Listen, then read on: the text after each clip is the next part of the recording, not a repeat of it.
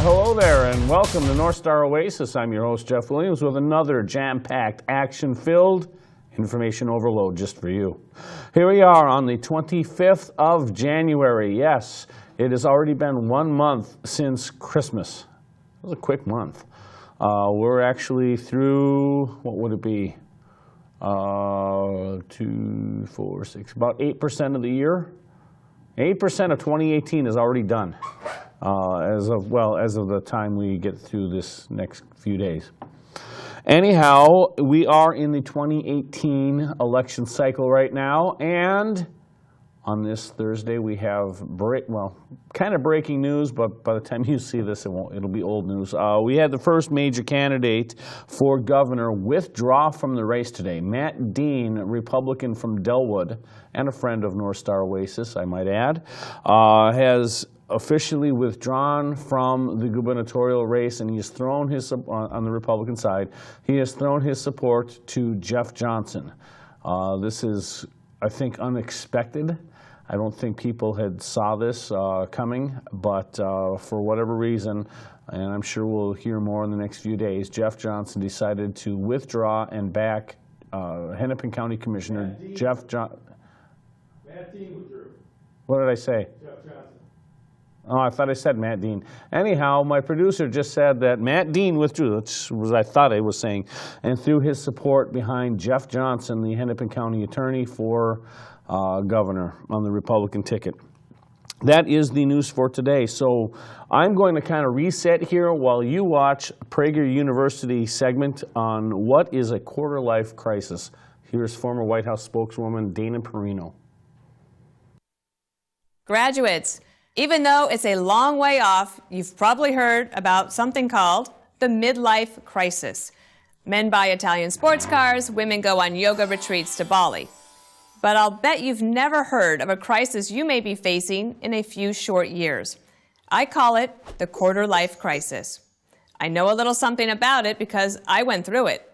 Oh boy, did I go through it. When I was 24, a lot was going my way, at least on the surface. I had great friends, a great job on Capitol Hill. I even had a great apartment. So why didn't I feel great about my life? I was working as a press secretary for a congressman. I should have been happy about that. But instead, I just felt trapped, anxious, and uncertain about my future. Where was I going? What was my next move? On the personal side, things weren't much better. I hadn't had a boyfriend in years, and there were no prospects on the horizon. Marriage seemed like an impossible dream. I loved my friends, but I still felt lonely.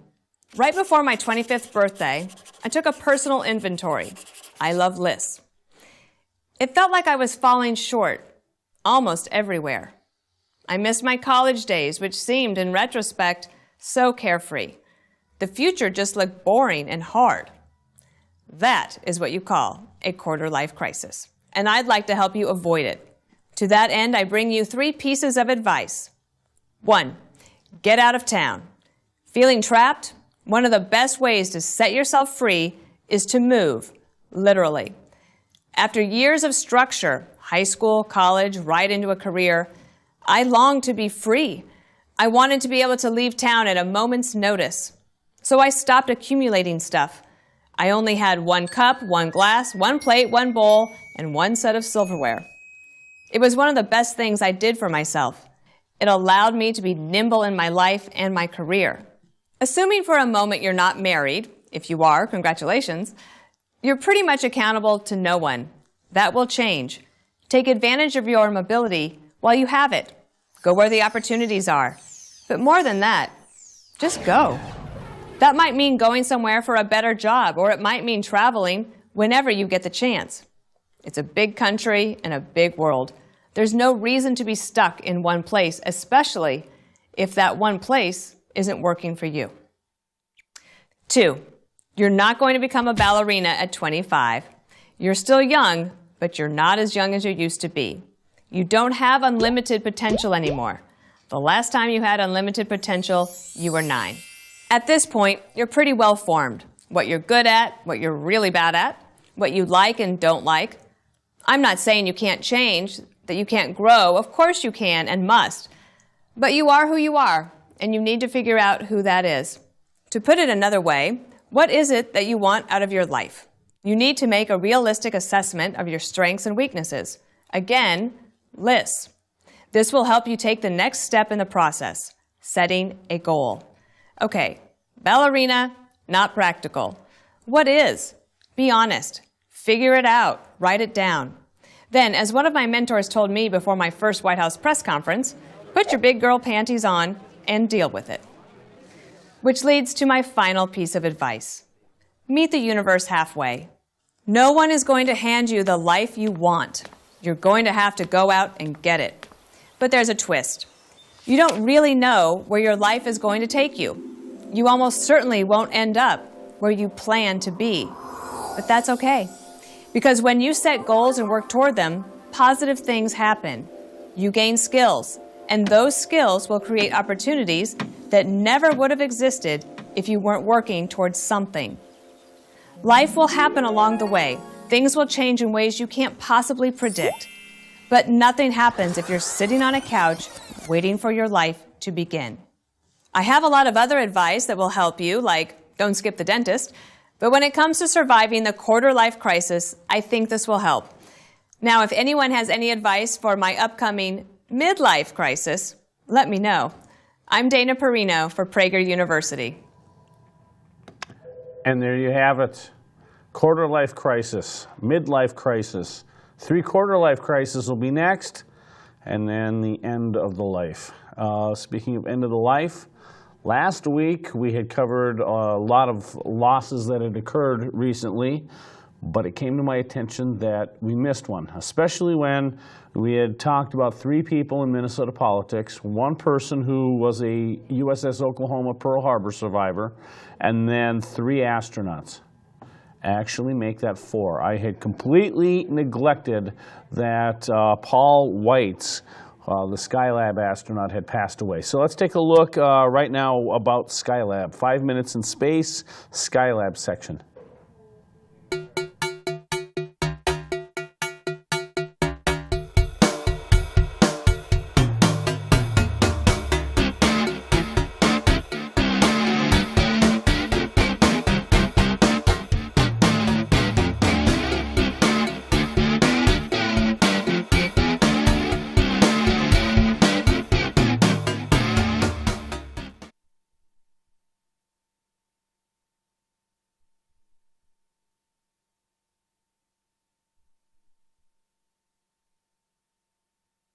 At liftoff on May 25, 1973, the first crew of the Skylab space station faced uncertainties unique in the history of space travel. While they had originally been given the honor of being the first crew of America's first space station to carry out scientific and medical research, they were suddenly faced instead with the task of implementing major repairs to the station, which had been damaged during its launch on May 14th. Veteran astronaut Pete Conrad served as commander of the first Skylab crew. The third person to walk on the moon, a feat he achieved as commander of Apollo 12 in November 1969, Conrad had also flown in space during Gemini 5 in 1965 and Gemini 11 in 1966. His enthusiasm, experience, and leadership ability proved particularly well suited to the difficulties encountered by the inaugural Skylab crew. Joining Conrad on the flight were Paul Weitz, a combat veteran of the Vietnam War who served as pilot, and Joseph Kerwin, a naval flight surgeon who served as the mission's scientist astronaut. Excessive vibration had caused Skylab's meteoroid shield, which was designed to shade the station's workshop area, to deploy prematurely during the vehicle's launch. As the station was propelled into orbit, the shield broke away, which in turn also caused the loss of one of the station's 2 main solar arrays.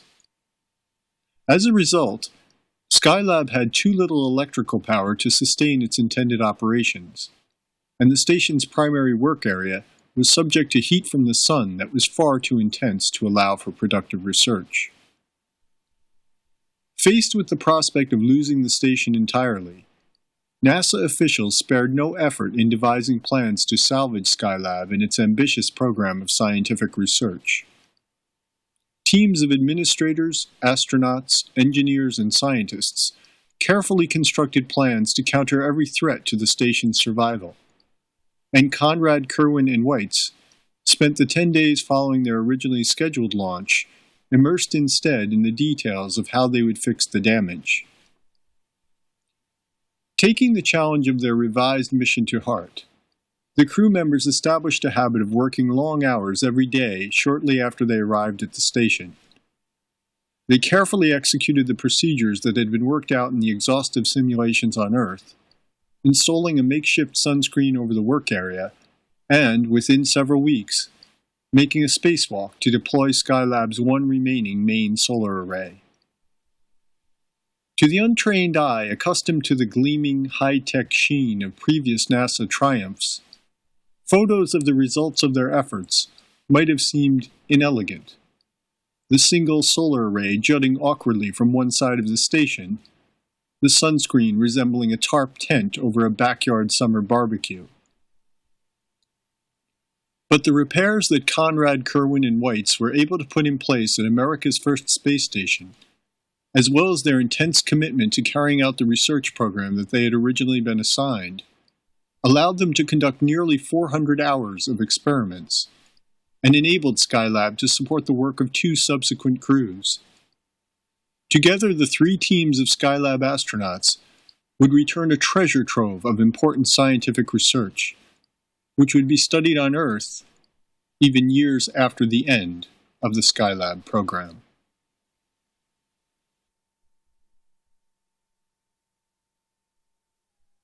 And so that was the Skylab program. And astronaut Paul Weitz, he was born on July 25th, 1932. He was a naval officer, an aviator, an aeronautical engineer, test pilot, and NASA astronaut. Not only did he fly on Skylab 2, the first manned Skylab mission, he was also commander of the STS-6 space shuttle mission, which was the first of Space Shuttle Challenger's flights.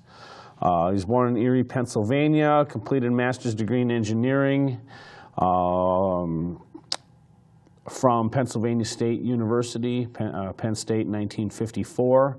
In 1964, he had received a Master of Science in Aeronautical Engineering from the U.S. Navy Postgraduate School in Monterey, California. And then he became an ensign through the Naval ROTC program at Penn State. He served for 1 year at sea aboard a destroyer and then went into flight training and awarded his aviator wings in September 1956. He had logged more than 7,700 hours of flying time, 6,400 in jet aircraft. Paul Weitz was 85 when he passed away on October 22nd, 2017. So kind of missed him last week, so I wanted to make sure that we paid tribute to him. Here is astronaut Weitz right after his Skylab mission when he describes the effect of being in space. Now, I didn't experience much of the vertigo, and I think this is just flat a difference in reaction to the post-flight stresses imposed by that other big vector of gravity, that acceleration vector that we'd been living without for 4 weeks. I did have some dizziness, however. I want to point out that that was present only during, just as I had on the rotating litter chair during flight, is that it came and went. I had some sensations of vertigo. I had some dizziness in flight on the chair. However, it was only while I was stimulating my inner ear by moving my head. Aboard ship, if I'd move my head down and to the right, which is a pretty good kick after you've been weightless or in bed for 4 weeks, I'd have a dizziness. As soon as the head motion stopped, the dizziness went away.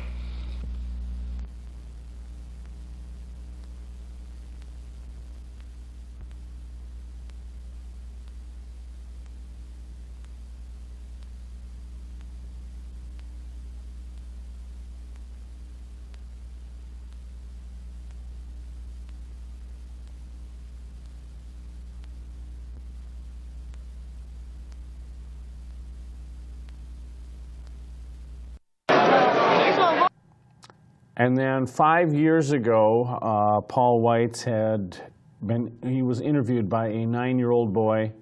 And I'm going to warn you, the audio is a little tough to hear, but let's show you now a 1-minute segment of a 9-year-old boy named Quail interviewing astronaut Weitz. And this was 5 years ago, so Weitz would have been 80 at that time. So what was the Skylab mission about? It was about learning how people respond to extended periods from zero G in orbit, so we can tell about that. And like 3 major activities. One was medical, Earth resources, where we took some remote sensing of students' crops on Earth, and the other was a study of the sun. So we had 6 different instruments to take care of the sun. Because, you know, the sun does affect our life here on Earth very greatly. Besides light and dark, and we control it, also can disrupt things by when we get solar storm. You probably knew that. Did you get a couple What about a couple of weeks ago? Oh, you did? Oh, So we're going to move on, but we're going to keep to a related theme. We are going to do another space show. This is not what I intended when I was doing show prep, but it's just because of events that occurred 51 years ago this week. Actually, 51 years ago on Saturday is January 27th, 1967. 2 major milestones, or I shouldn't say milestones. One's a milestone, but one's a tragedy. 2 major things occurred on the same day related to the space program that we're actually still dealing with today. The first one was the Treaty on Principles Governing the Activities of States in the Exploration and Use of Outer Space, including the Moon and other celestial bodies. That is actually the name of the treaty. That it was an international treaty put through the UN at the behest of the United States and the then Soviet Union. And it's called the Outer Space Treaty, and really, you got to go back a number of years. I would say, 1960? It predated that with some of the concepts in like 1956. But I know in September of 1960, President Eisenhower addressed the United Nations, and he set some goals for what he would like to see for international cooperation in space. And if one of the things that he had expressed was the non-militarization of space. And for whatever reasons, well, one was a intercontinental ballistic missile, but the Soviet Union, at that time a major powerhouse, had pretty much quashed any activity. And it really wasn't until their chief rocket designer, Sergei Korolev, had passed away in 1966 did the Soviets actually start coming to the bargaining table. And in just a moment here, I'll actually be able to pull up a couple of things from Eisenhower. From when he addressed the United Nations, one of the things he said, I'm gonna read his direct quote, and I hate reading quotes, but you have to put up with me on this one. Side by side with these startling changes, technology is also in revolution. It has brought forth terrifying weapons of destruction, which for the future of civilization must be brought under control through a workable system of disarmament. And it has also opened up a new world of outer space, a celestial world filled with both bewildering problems and dazzling promise. This is indeed a moment for honest appraisal and historic decisions. Now, and then he added, the emergence of this new world poses a vital issue. Will outer space be preserved for peaceful use and developed for the benefit of all mankind? Or will it become another focus for the arms race and thus an area of dangerous and sterile competition? The choice is urgent, and it is ours to make. The nations of the world have recently united in declaring the continent of Antarctica off limits to military preparations. We could extend this principle to an even more important sphere. National vested interests have not yet been developed in space or in celestial bodies. Barriers to agreement are now lower than they ever will be again. So Eisenhower proposed four major parts. That celestial bodies would not be subject to claims of sovereignty from any nation, that no nation in the world would engage in warlike activities on any celestial body, no nation will station weapons of mass destruction in space, and that all launches of spacecraft will be verified in advance by the United Nations, and that space should be used constructively for peaceful purposes with international cooperation to improve life on Earth with such things like worldwide communication and better weather forecasting. Agreement on these principles would enable future generations to find peaceful and scientific progress, not another fearful dimension to the arms race as they explore the universe, said Eisenhower. It really wasn't until December 19th, 1966, it was 63. Was not Korolev's death. It was 63. 3 years later, the Soviets had changed course.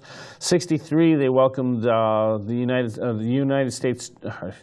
United Nations General Assembly, adopted a resolution on October 17, 1963, welcoming the United States and Soviet statements on the matter.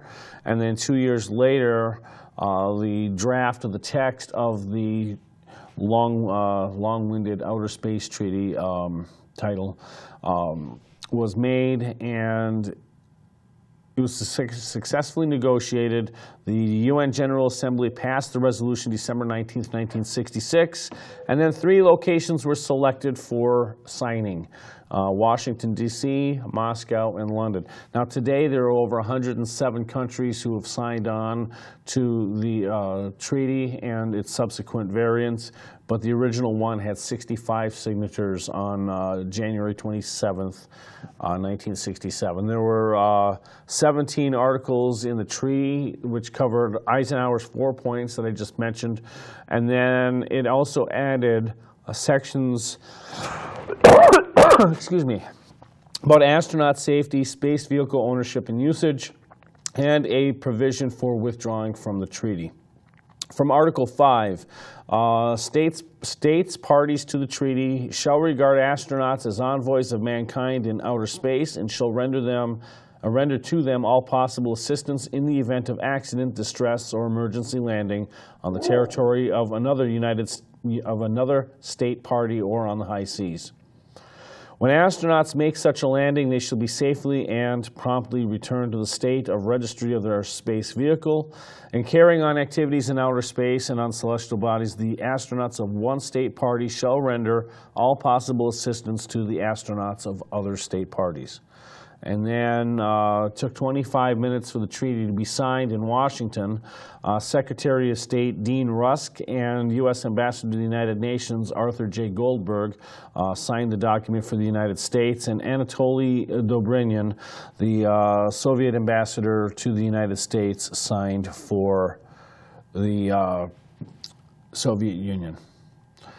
At 5:15 p.m. in Washington, so Eastern Time, President Johnson addressed the 350 dignitaries who were gathered in the East Room of the White House. That included 5 U.S. astronauts. And the whole signature ceremony took about 90 minutes. But after the signing was formally done, then came the speeches. And we're going to hear right now President Johnson's speech to the delegation that had gathered in the East Room that evening. Secretary Rusk, Mr. Vice President, Mr. Chief Justice, Your Excellencies, ladies and gentlemen. This is an inspiring moment in the history of the human race. We are taking the first firm step toward keeping outer space free forever from the implements of war.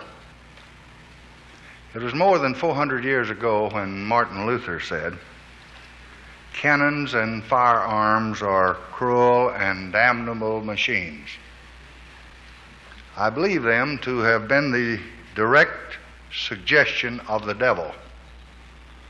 If Adam had seen in a vision the horrible instruments that his children were to invent, he would have died of grief. Well, I wonder what he would have thought of the far more terrible weapons that we have today. We have never succeeded in freeing our planet from the implements of war. But if we cannot yet achieve this goal here on Earth, we can at least keep the virus from spreading. We can keep the ugly and wasteful weapons of mass destruction from contaminating space. And that is just exactly what this treaty does. This treaty means that the moon and our sister planets will serve only the purposes of peace and not of war. It means that orbiting man-made satellites will remain free of nuclear weapons. It means that astronaut and cosmonaut will meet someday on the surface of the moon as brothers and not as warriors for competing nationalities or ideologies. And it holds promise that the same wisdom and goodwill which gave us this space treaty will continue to guide us as we seek solutions to the many problems that we have here on this earth. It is a hopeful and a very promising sign, and we're so pleased that we could be joined here today by the representatives of so many of the other nations of the world. Today, So that was was the remarks given at 5:15 p.m. Eastern Time, January 27th, 1967. The treaty itself did not go into effect until October of that year, and the 50th anniversary of the inaction of that treaty was commemorated on October 11th this past year. And we're going to take a look at a message to the United Nations from NASA and the International Space Station. today, to celebrate the 50th anniversary of the Outer Space Treaty and kick off this session of the 4th Committee, NASA has shared with us a video message from the International Space Station. Enjoy and thank you very much. Greetings from the International Space Station. I'm Station Commander Randy Bresnik of NASA, along with my crewmates Joe Acaba and Mark Vande Hei. Welcome aboard humanity's orbiting laboratory.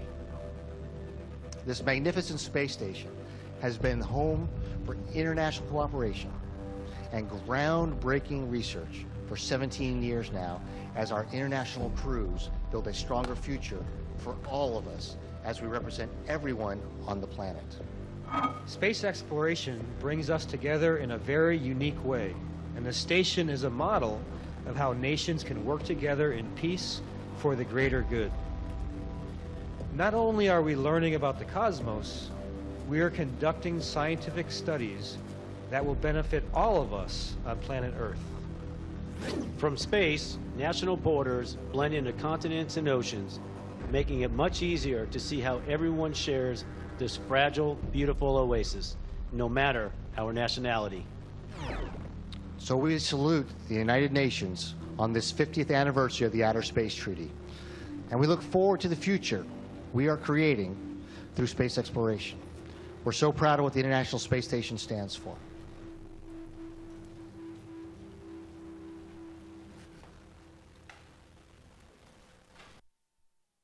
So the Outer Space Treaty has now been enacted for just over 50 years. Now there was one other important thing that happened, and literally what's really eerie about this was that the ink on the treaty had not dried when something happened.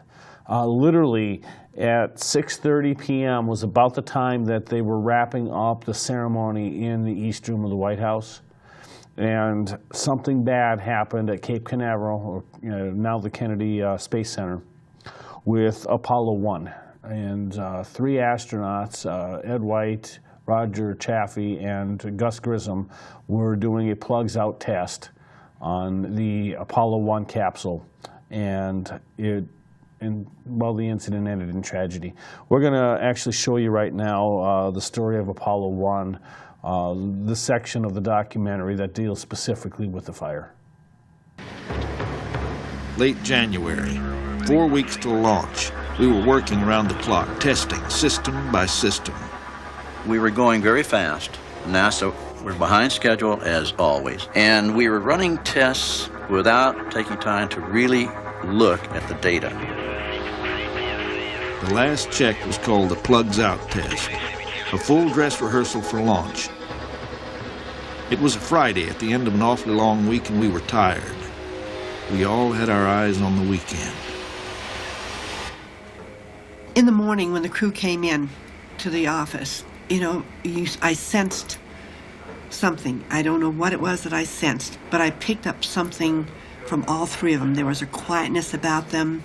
Instead of being ready for a test where they usually just get up and bounce out the door, it was something they didn't want to do.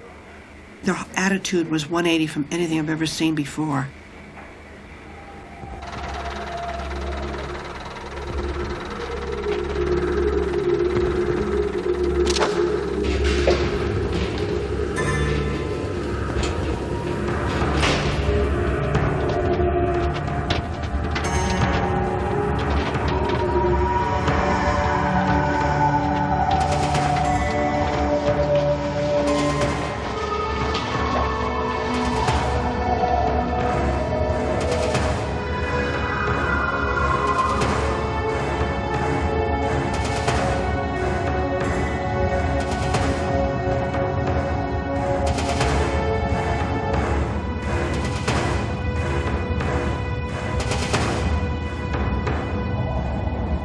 It would be actual flight conditions.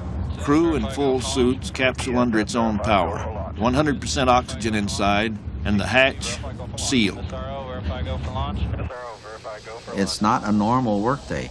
You stayed there till the test was done, which meant that you might be in that spacecraft 18, 20 hours. It was a long, arduous test. This one was no different.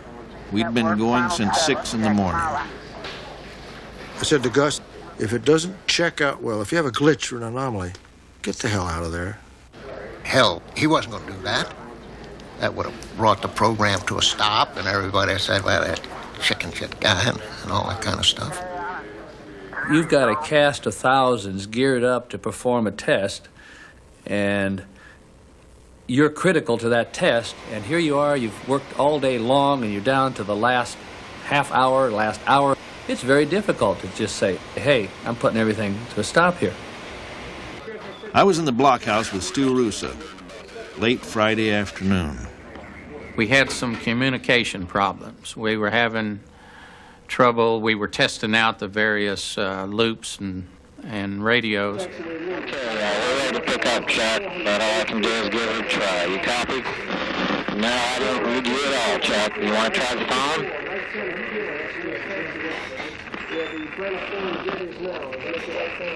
Hey guys, how are we going to get to the moon if we can't talk between two buildings?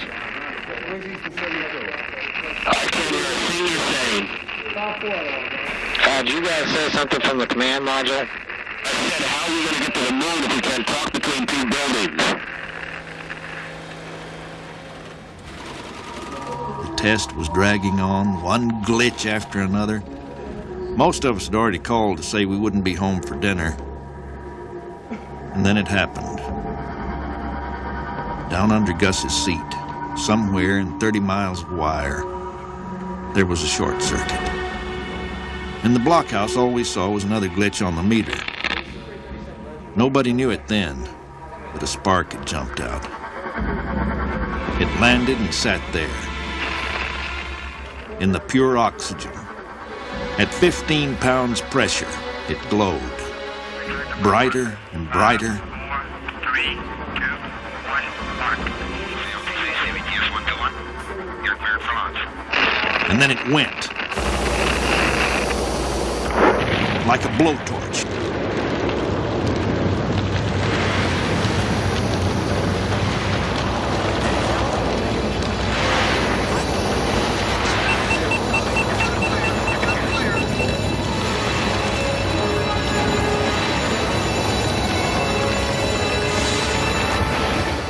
I called for medics and raced over to the pad. The radio was dead, but I still hadn't given up on the crew. In their suits, I figured maybe they still had a chance. The pad guys were burning their hands trying to get the damn hatch off, choking in toxic smoke.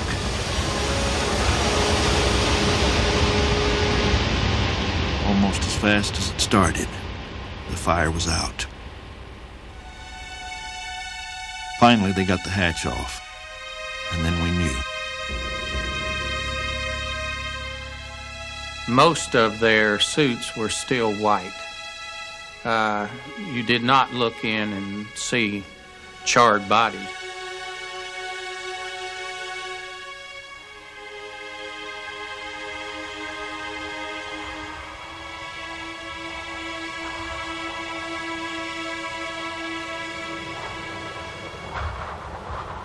We always expected to lose someone, someday, but not on the ground.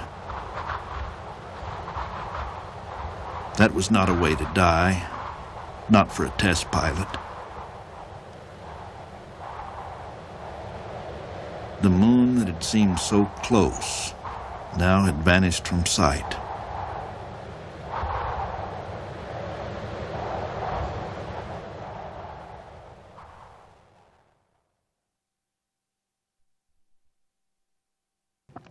Now, they always mention in these documentaries about the technicians. They never give the technicians' names. Well, I'm going to give you the names of the technicians. Henry Rogers, he just stepped off the elevator to head to the White Room where the astronauts entered the command module, and he saw the sight of flames erupting from the module and black smoke filling the room. Jim Gleaves is the lead technician. He ran to the spacecraft to try to pry open the hatch to get the astronauts out. He was assisted by Stephen Clemens, L.D. Reese, and Jerry Hawkins. Don Babbitt, North American Aviation's pad leader, he picked up the telephone to try to summon help. This was met by a venting sound followed by the whoosh as a sheet of flame arched over his head, burning papers on his desk. At the same instant, Gleaves was thrown against the door as fresh, acrid smoke filled the room. Rogers had arrived, took off his jacket to give one of the men to use as a face mask, and then he located a few air masks of his own and then assisted the others in pulling off the hatch. In front of the investigation committee, Rogers said, "The hatch was loose, but they couldn't get it out. We had it pushed down enough where we could barely see inside the command module, and there was a lot of smoke and heat coming from the inside of the spacecraft. We looked in and we couldn't see anything, so we reached in to see if we could feel anything. All we felt was heat and ashes." When the astronauts were discovered, Grissom had removed his restraints and he was lying on the floor. White's restraints were burned and he was discovered lying on his side below the hatch, consistent with his attempt at trying to open the hatch during the emergency procedure. Chaffee was strapped into his right-hand seat. All three had sustained third-degree burns on at least 25% of their bodies, although the primary cause of death for all three was cardiac arrest triggered by large amounts of carbon monoxide. Once the bodies were removed, everything at the launch complex was impounded for the investigation. Now, we're going to just take a look at another short video. This one is to show a lot of what I just told you is going to be repeated again, but it's going to actually show a little bit better, I think, on the visuals, if I recall this. So let's take a look at this, and we'll come back. Today marks the 40th anniversary of the Apollo 1 fire. It was NASA's first tragedy, and it's the story we're going to go through in very brief detail today on Vintage Space.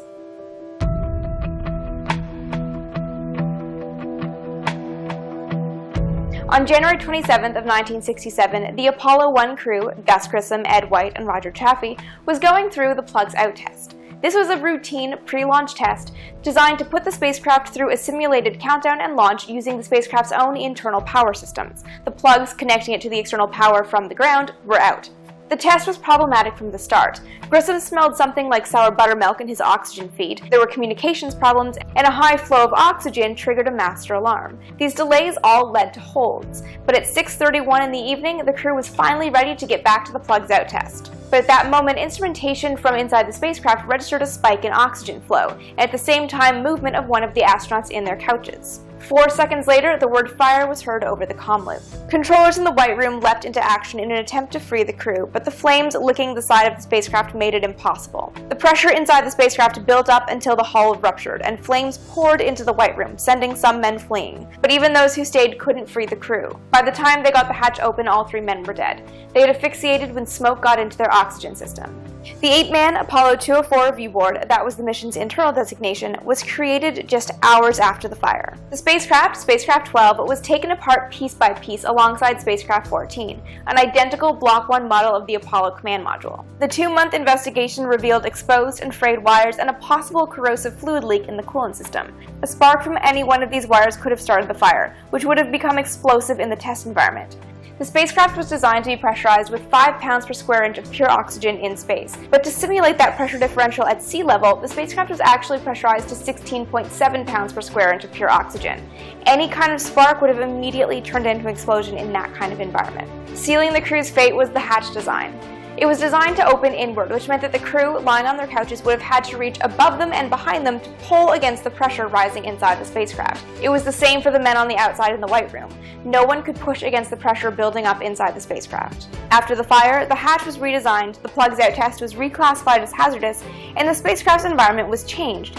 During launch, it would be a mixed oxygen-nitrogen environment, and it would slowly bleed out to be replaced by pure oxygen for the rest of the flight. With the end of the decade fast approaching, NASA recovered extremely quickly. In October of 1968, the first manned Apollo mission, Apollo 7, flew a textbook flight demonstrating that the redesigned Block 2 Apollo spacecraft was indeed ready to fly to the moon. If you have any favorite anecdotes about the Apollo 1 crew, about Grissom, White, or Chaffee, leave them below so we can remember the men for all they accomplished. For more old-timey space content every day of the week, be sure to follow me on Twitter as AST Vintage Space. And with new episodes going up every Tuesday and Friday, subscribe right here so you never miss an episode.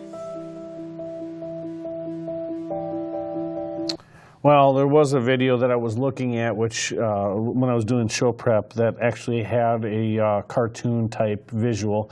That was not it. I forgot I had completely scratched that from our list. But nonetheless, that was still a very good explanation as to what had happened, and was able to supplement with some good photographs. So I'm not bemoaning the reason why I scratched the other one out.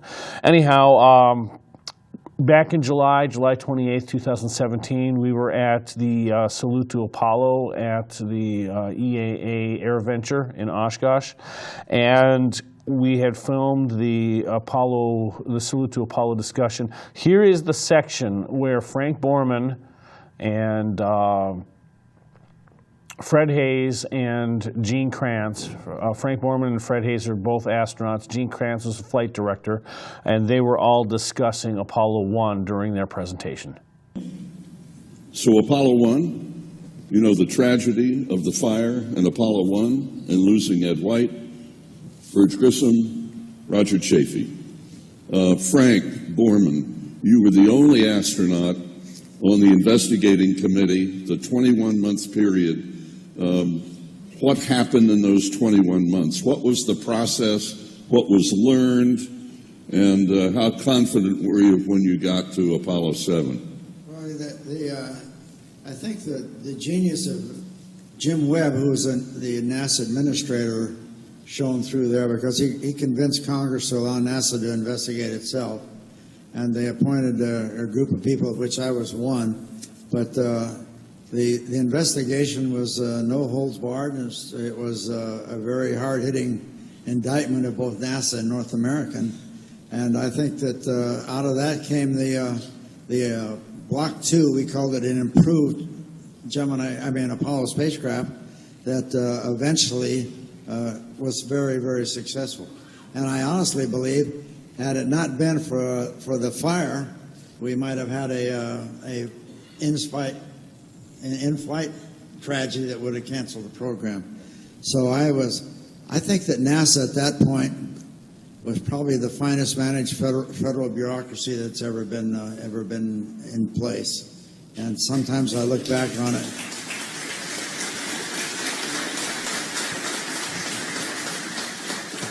I look back on it, and from the country's standpoint, I think we'd have been a lot better off if NASA had been running the Defense Department during Vietnam rather than who was.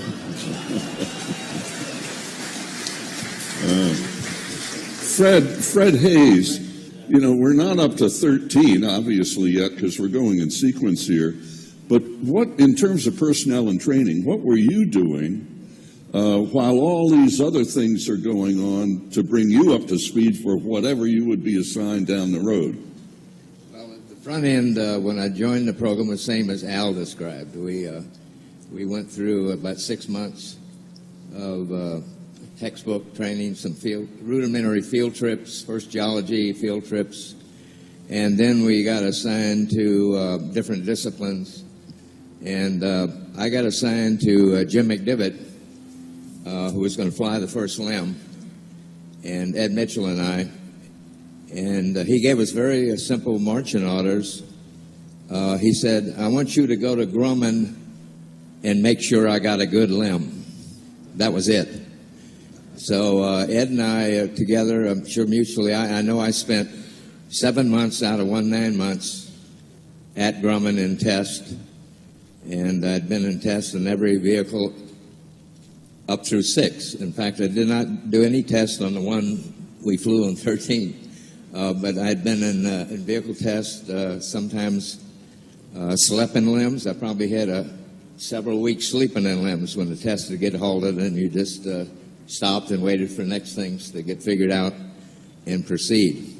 So that was kind of what I was doing in that period. In fact, I was up at Grumman at the time the Apollo 1 fire came, and Jim called me and said, come home.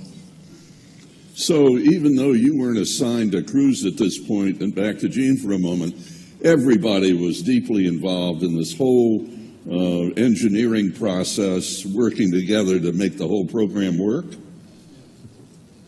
I think we were very fortunate because not only we had top-level leadership that made things happen, we had a mission control team now that become probably the finest systems engineers that existed in the planet at that time. Because generally our training process, you started training early, was to send the controllers out to the factory, get to know the people who are doing the design and testing, bring back the bundle assembly drawings that was used to build the spacecraft, translate them into documentation that you could use in real time. We did the same thing up at Draper Labs, get the program listings and then decompose that to stuff that was useful. So this is the sort of background we had when we went in to help Frank and the team that was looking at what do we got to do different for this next generation of Block 2 spacecraft. After the fire in Apollo 1, Gene, you had a meeting. What did you say, and what was the result of your... Well, this was, I had a bunch of young pups. They'd never been through a disaster of this type before, and I got them all in a conference room. And I started off talking about the fact that we ought to assume responsibility because we were behind the power curve in our work in mission control. The control center wasn't ready. The training process wasn't working. Nobody really had done their job. And I think across the board from a standpoint of program, we all had to assume responsibility for that particular failure and the loss of the crew. And basically I talked about and established 2 words, which are going to be the sounding board. We're going to use tough and competent. We're going to put it on our blackboards, and we won't erase it until we finish the Apollo program. Tough meaning we are forever accountable for what we do, and in the case of Apollo 1, what we failed to do. I was in the console on the shift before that accident, and there are things I think I could have done. The words tough and competent, that had defined the flight controllers for mission control for NASA pretty much ever since. When Apollo 13 was in trouble on its way to the moon, it was that tenacity, that tough and competent nature of those flight controllers that made a difference between life and death for 3 future Apollo astronauts. Without Gene Kranz and his tough and competent speech and his organizational ability, it is doubtful that we would have gotten that crew home. And, you know, if there's anything to be said about Apollo 1, changes were made. So those 3, White, Grissom, and Chaffee, did not die in vain. They were sacrificed to get the program back on track, to accomplish the objectives, and to reinforce the need for safety in such a daring exploration and demanding mission. As Flight Director Krantz just mentioned about the words tough and competent, we're actually going to show you a reenactment of his speech, as told by Gene Kranz. Monday morning after the fire, Gene Kranz speaks to the team. Decades later, he can still recite the words from that day. Spaceflight's terribly unforgiving of carelessness, incapacity, or neglect. I don't know what the Thompson Committee will find as the cause of this accident, but I know what I find. We were the cause. The simulators weren't ready. Our software and mission control didn't function. Procedures weren't complete. Nothing we did had any shelf life. And no one stood up and said, "Damn it, stop." Now, from this day forward, mission control will be known by two words: tough and competent. Tough meaning we will never again shirk from our responsibility because we're forever accountable for what we do or what we fail to do. Competent, we'll never again take anything for granted. We'll never stop learning. When you leave here today, you will write these two words, tough and competent, on your blackboard, and they will never be erased. They will serve as a constant reminder to the sacrifice of Grissom, White, and Chaffee. That's all.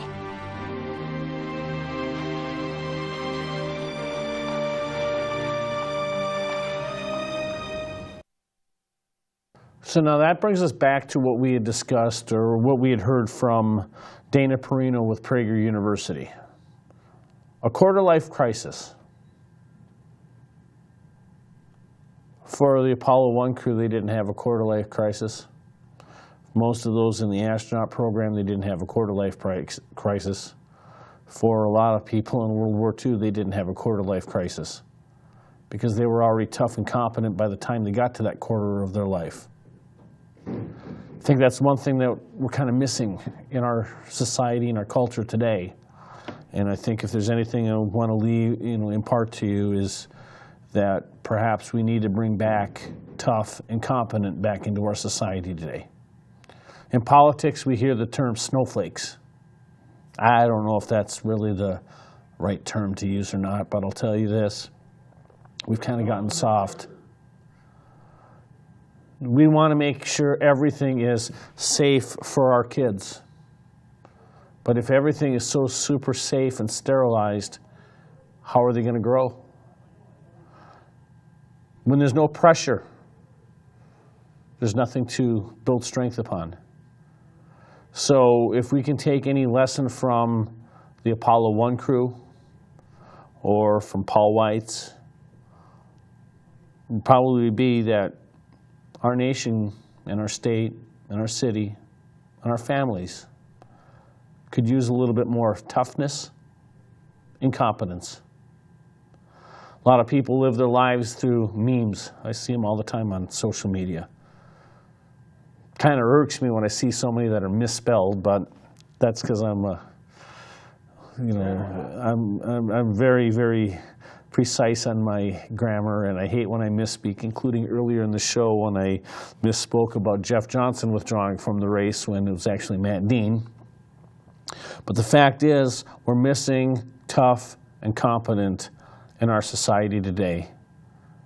And I think we can solve a lot of our problems if we just brought those two things back.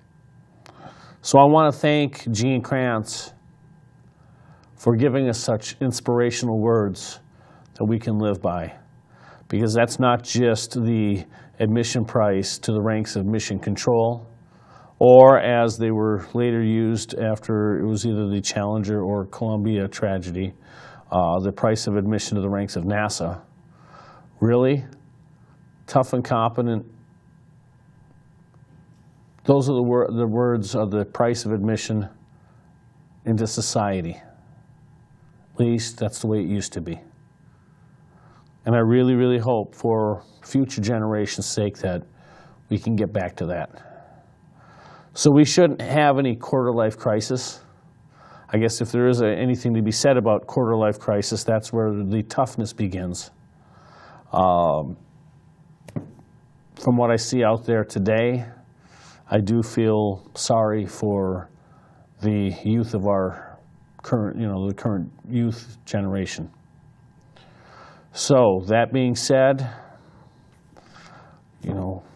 we can still take a look back and learn lessons from the past and apply them to the present and to the future.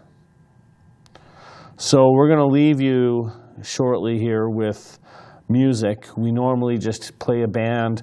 Actually, I think since we're looking at the anniversary of the Apollo 1 incident, NASA put together a tribute to Apollo 1 not too long ago, probably last year when the 50th anniversary occurred. And we're going to play that now. It's all music, but just remember those words, tough and competent, when you're watching this particular video. So here's remembering the Apollo 1.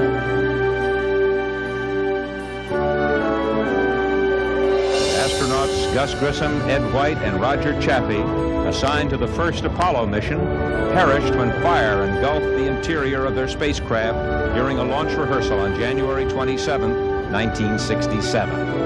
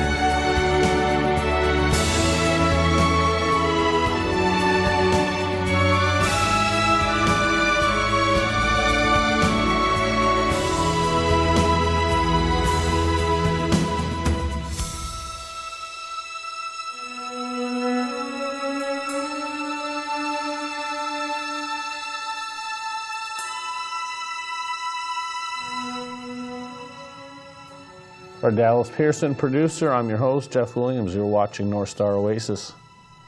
Reminding you that we got 333 shopping days left. 333 shopping days left until Christmas 2018. Thanks for watching. We'll see you next week.